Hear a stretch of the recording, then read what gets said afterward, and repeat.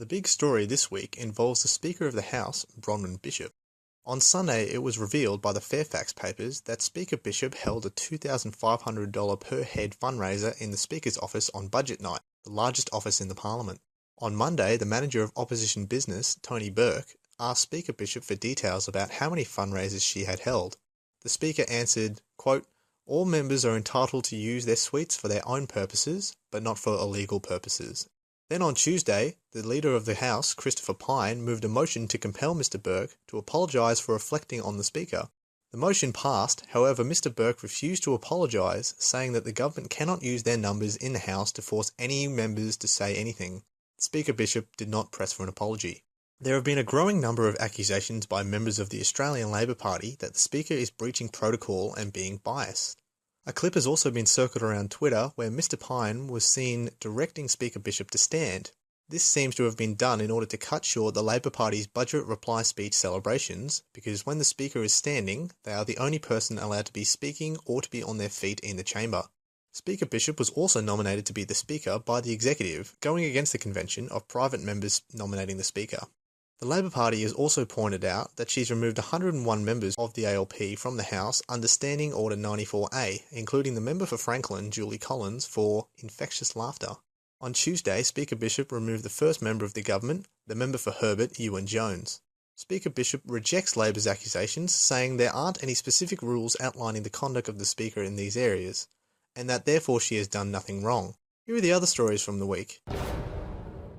Liberal Senator Bill Heffernan smuggled a fake pipe bomb into Parliament House to show that the new security arrangements are a joke and that the building is, quote, no longer secure. Under the new system, certain pass holders such as MPs and senators can skip the security scanners and head straight into the building.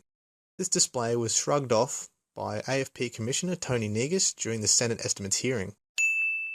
The Minister for Immigration and Border Protection, Scott Morrison, released the Cornwall inquiry into the Manus Island Detention Centre riot that occurred in February. One asylum seeker died and was found to have been beaten to death by 10 Australian and local men. The former South Australian Liberal leader, Martin Hamilton Smith, declared himself an independent. Premier Jay Weatherill announced that Mr Hamilton Smith would be joining the Labor Cabinet as the Minister for Trade, Defence Industries and Veterans Affairs in return for his support in passing supply bills and supporting the government against votes of no confidence. The South Australian opposition leader, Stephen Marshall, says he only found out about the arrangement half an hour before the press conference. The twerktastic member for Fairfax, Clive Palmer, arrived in Parliament House in a Rolls-Royce. When questioned about his mode of transport, Mr Palmer replied, quote, "I thought it was bad to always take a car at the taxpayer's expense. I thought I should at least pay my own way a little bit. Let's just hope he doesn't fall asleep at the wheel." The Shadow Minister for Families, Jenny Macklin, announced that Labor will not support a freeze to any family tax benefit payment rate. This would stop an estimated $4.1 billion saving to the budget over the forward estimates period, but would ensure that the buying power of welfare payments isn't diminished in the coming years. A Liberal Party source says that the Prime Minister Tony Abbott told his party room colleagues that there wouldn't be a big advertising campaign spruiking the budget. Instead, there is expected to be letter or leaflet drops in the areas most affected by the changes, paid for by the taxpayer. This was repeatedly reaffirmed in question time the next day. A Channel 9 news clip from 1987 features Treasurer Joe Hockey heading up student protest against increasing university fees. The release of the clip was followed by the usual Twitter storm. Attorney General Senator George Brandis came under fire for allegedly redirecting funding from the Royal Commission into institutional responses to child sexual offences toward the Royal Commission into the Home Insulation Scheme. Paul Pearsall, the Mayor of Ipswich in Brisbane, has detailed almost $100,000 of previously undisclosed donations he has received since his election in 2012. One of the donors is a Japanese house builder called Sekisui House, which has links to Australian Water Holdings, a company that has gained a public profile after being part of the New South Wales Independent Commission Against Corruption inquiries. Mayor Pearsall has raised more money since his election in April 2012 than he had spent on his entire campaign leading up to his election. Liberal backbencher Dennis Jensen publicly denounced his own government for establishing a medical research fund, while on the other hand cutting funding to the CSIRO and Australian Research Council.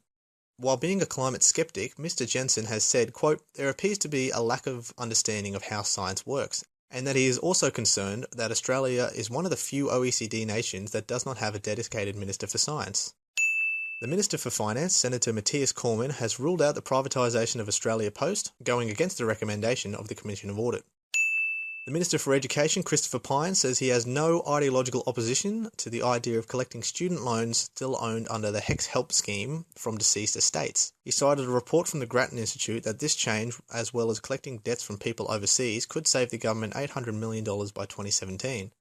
Mr Pyne also stated that the government would consider the move down the track.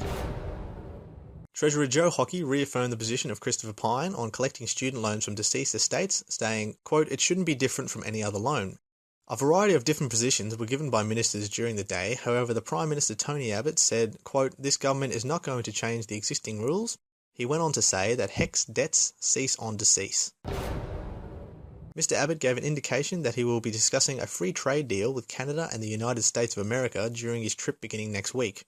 This follows from recent agreements signed with Japan and South Korea in April. That's it for this week. Thank you very much for watching. Remember to like, share and subscribe if you enjoyed the video.